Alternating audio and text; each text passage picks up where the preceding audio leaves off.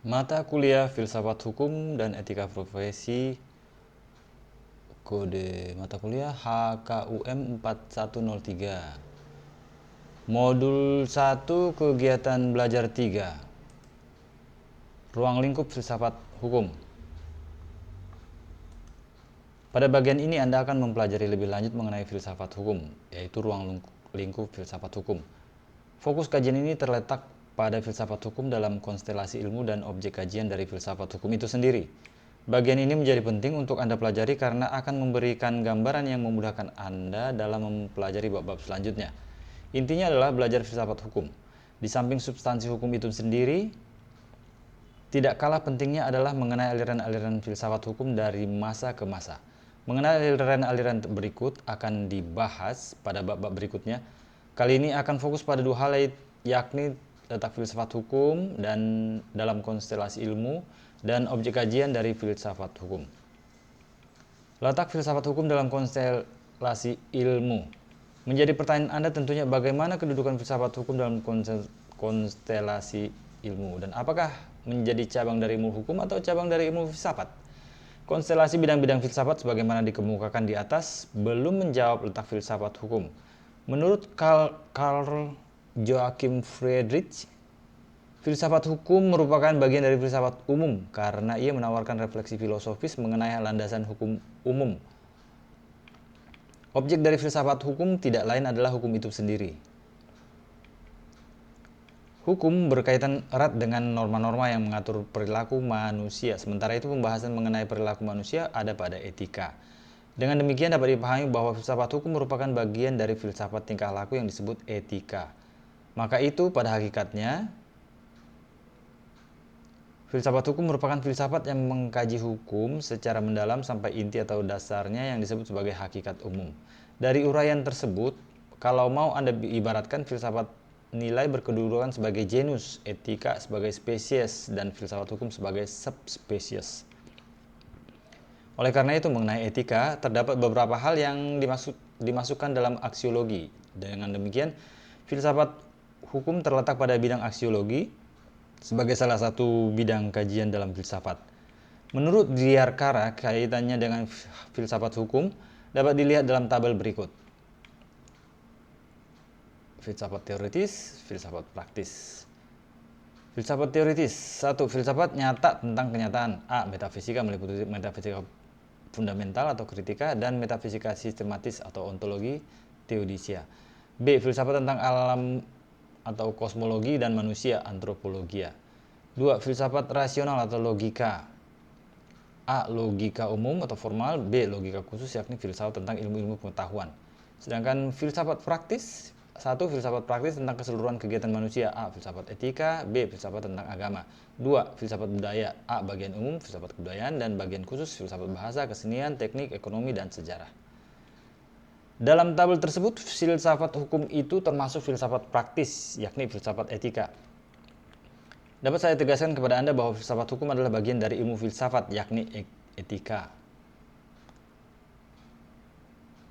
Ketika etika masuk dalam kajian aksiologi. Objek kajian filsafat hukum. Di muka telah dibahas bahwa filsafat atau disebut juga ilmu filsafat mempunyai beberapa cabang ilmu utama.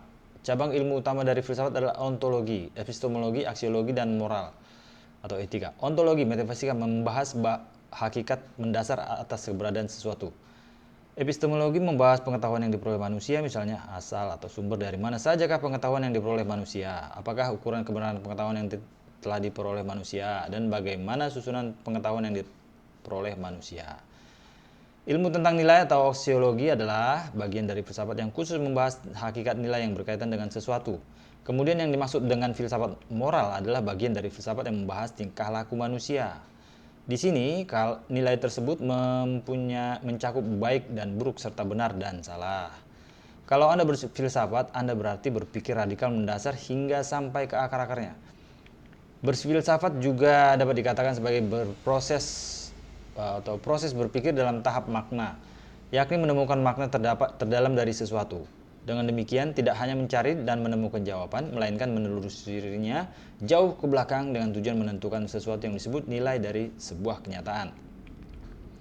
Filsafat memiliki objek bahasan yang sangat luas dan mencakup semua hal yang dapat dijangkau oleh pikiran manusia dan berusaha memaknai dunia dalam hal makna.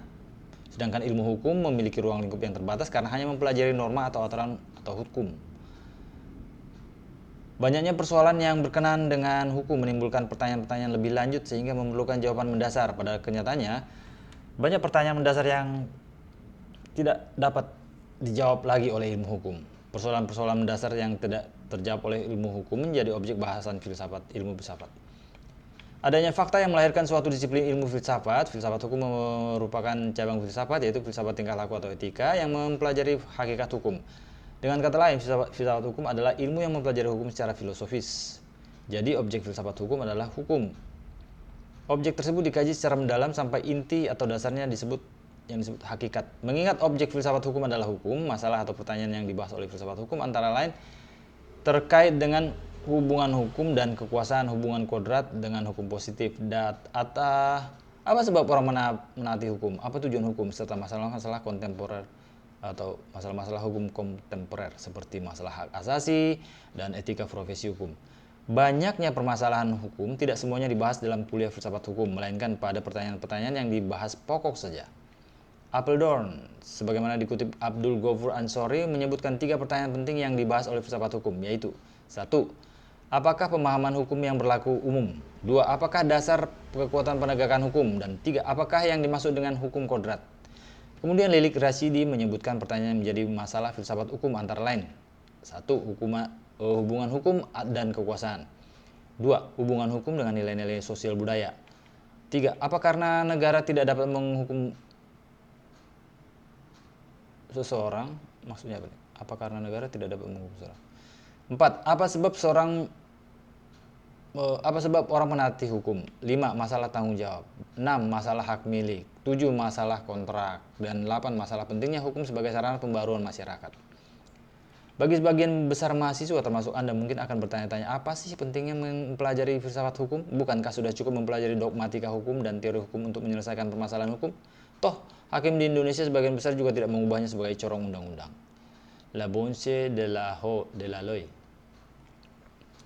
Perlu kami tegaskan kembali bahwa filsafat, termasuk dalam hal ini filsafat hukum, memiliki 3 sifat yang membedakannya dengan ilmu-ilmu lain. Pertama, filsafat mempunyai ciri-ciri yang bersifat menyeluruh. Dengan pemikiran holistik tersebut, mahasiswa atau siapa saja yang mempelajari filsafat hukum diajak untuk berwawasan luas dan terbuka. Karena mereka diajak untuk menghargai pemikiran, pendapat, dan pendirian orang lain. Itulah alasannya dalam filsafat hukum juga mengajarkan mengenai berbagai aliran pemikiran tentang hukum. Dengan demikian, apabila mahasiswa tersebut telah lulus sebagai sarjana hukum, diharapkan ia tidak akan bersikap arogan dan a priori bahwa disiplin ilmu yang dimilikinya lebih tinggi dengan disiplin ilmu yang lain. Kedua, filsafat hukum juga memiliki sifat yang mendasar, artinya dalam menganalisis masalah, kita diajak untuk berpikir kritis dan radikal. Mereka yang mempelajari filsafat hukum diajak untuk memahami hukum tidak dalam arti hukum positif ansih. Karena hanya dengan mempelajari hukum positif, yang bersangkutan tidak akan mampu memanfaatkan atau mengembangkan hukum secara baik pada saat mereka menjadi hakim. Hakim yang hanya fokus pada undang-undang akan berperan sebagai corong undang-undang. Le bonne de la loi.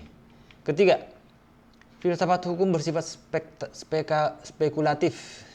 Sifat ini tidak dapat diartikan secara negatif sebagai sifat perjudian. Sifat spekulatif mengajak seseorang mempelajari sesuatu secara inovatif. Spekulatif di sini bersifat terarah dan dapat dipertanggungjawabkan secara ilmiah. Harapannya hukum dapat dikembangkan ke arah yang dicita-citakan bersama. Ius constituendum. Keempat, filsafat hukum bersifat reflektif kritis. Sifat ini membimbing kita menganalisis permasalahan hukum secara rasional dan kemudian menganalisis jawaban itu secara terus-menerus sehingga menemukan berbagai alternatif solusi. Menurut Ali Saifullah, terdapat banyak nilai kegunaan atau manfaat yang dapat kita peroleh untuk mempelajari segala sesuatu, termasuk hukum. Secara filosofis sebagai berikut. 1. Pemahaman tentang ilmu filsafat dapat digunakan sebagai pedoman dalam menghadapi kehidupan sehari-hari, baik sebagai individu maupun anggota masyarakat. 2. Betapapun kaburnya serta kesimpangsiuran pemahaman kebebasan dan individualitas manusia, apabila telah memiliki filsafat hidup, pandangan hidup yang mantap akan menentukan kriteria baik buruknya perilaku-perilaku yang telah kita pilih atas dasar keputusan batin kita sendiri. Manusia telah memiliki kebebasan dan kepribadian sendiri. 3. Masyarakat yang serba tidak pasti selalu mengalami perubahan yang cepat dan dialami individu yang mengakibatkan krisis batin meskipun tingkatannya bervariasi. Pemahaman akan filosofi hidup dapat mengurangi dan menghindari gejala negatif dari kehidupan sehingga kehidupan kita akan lebih terarah dan lebih tepat. 4. Tingkah laku manusia tentu bertujuan dan ini pada dasarnya ditentukan oleh filsafat hidupnya. Oleh karena itu, manusia harus memiliki filsafat agar tingkah lakunya semakin lebih bernilai dan bermakna. Menurut Muhammad Erwin, dengan memahami filsafat hukum, Anda akan memetik 3 manfaat, yakni 1. Manfaat ideal, 2. Manfaat praktis, dan 3. Manfaat real. Manfaat ideal yang dapat Anda peroleh apabila mempelajari filsafat hukum yaitu Anda akan memperoleh pemahaman tentang eksistensi manusia dan kemanusiaannya dalam dinamika kehidupan. Kemudian manfaat praktis pengkajian filsafat hukum akan membuat Anda mampu menggali, mengolah, dan memanfaatkan setiap potensi atau sumber daya yang ada, baik yang ada dalam diri maupun yang terdapat di luar dirinya, melalui gerak menuju tingkat kehidupan yang lebih baik dari masa sebelumnya. Manfaat nyata adalah manfaat yang bersifat kesaatan, yaitu manfaat mana yang mengantarkan manusia kepada suatu pengertian dan kebijaksanaan untuk menerima kenyataan yang ada pada masa kini terlepas dari masa lalu dan yang akan datang. Adapun kemanfaatan filsafat hukum apabila diukur dengan sifat-sifat yang ada pada filsafat hukum itu sendiri sebagai berikut. Pertama, filsafat hukum memiliki sifat holistik atau menyeluruh. Dengan cara berpikir holistik tersebut, kita diajak untuk berwawasan luas dan terbuka menghargai pendapat, pemikiran, dan pendirian orang lain agar kita tidak bersikap arogan dan a priori. Apabila kita kaitkan dengan ciri lain bahwa filsafat hukum memiliki sifat mendasar, dapat saya tegaskan kepada Anda bahwa dalam menganalisis suatu masalah, kita diajak untuk berpikir kritis dan radikal. Artinya, dalam mengkaji hukum perlu dilakukan sampai pada intinya atau yang dalam dunia filsafat dikenal dengan hakikat. Orang yang mempelajari hukum dalam arti positif semata-mata tidak akan mampu memanfaatkan dan mengembangkan hukum secara baik. Hakim yang tidak mampu melakukan kajian hukum secara filosofis akan menjadi corong undang-undang. Ia hanya akan membenarkan siapa saja yang secara formal mempunyai bukti dan ia akan menekankan kepada aspek kepastian dibandingkan keadilan. Jika kita mengaitkannya dengan sifat filsafat yang spekulatif dalam konteks hukum, akan menjadikan berkembangnya arah yang dicita-citakan bersama. Apa maksudnya? Jika kita mengaitkannya dengan sifat filsafat yang spekulatif dalam konteks hukum, akan menjadikan berkembangnya ke arah yang dicita-citakan bersama. Spekulatif pada filsafat hukum ini dimaksudkan dalam upaya manusia untuk mengoptimalkan pengetahuan dan ilmu yang dimiliki secara maksimal. Melalui sifat reflektif kritis, filsafat hukum berguna untuk membimbing ahli hukum dalam menganalisis masalah-masalah hukum secara rasional dan kemudian menganalisis jawaban itu secara terus-menerus. Analisis nilai inilah yang membantu kita untuk menentukan sikap secara bijaksana dalam menghadapi suatu masalah konkret. Dengan demikian, sifat reflektif kritis pada filsafat hukum adalah melakukan evaluasi terhadap keberlakuan dan pelaksanaan aturan dalam kehidupan berorganisasi. Sekian dan terima kasih.